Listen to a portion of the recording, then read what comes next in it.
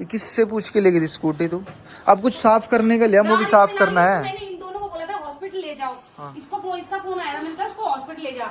ना हॉस्पिटल गए ना कहीं, ना यहाँ आके मुंह उठा के आ गए। भाई परसों गाड़ी हुई थी, उस टाइम ये बच गई थी, आज इसको चोट लगी है और ये लापरवाही ना इनकी है, ठीक है? कुछ नहीं है, देख हालत देख। ये क्या हुआ है? हैं? साफ करने का ले आ एक बारी। गुड्डू, मैं आज बच्चों के पास आ गई ऑफिस से और इसने ये करतूत कर दिया, देख लो। तो चलानी भी तो नहीं आती स्कूटी इसको, किसी ने बोला था? सिखा कौन रहा था? मेरे को क्या पता कौन था, मैं तो था ही नहीं, मैं तो गाड़ी ठीक करवाने गया था।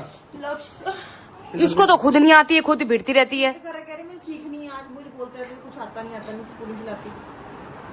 और कर और कर और कर। तो नहीं बोलोगे आप कुछ? उस दिन तो मैं गाड़ी से करवा रही थी, गाड़ी में तो चलो चोट नहीं लगी। अब ये चोट लगे तो देख तो लेने दे। क्या बोलूं, मारू ईंट मारूंगे इसको। ऊपर कर ले, नहीं हो रहा, ऊपर तो कर ले।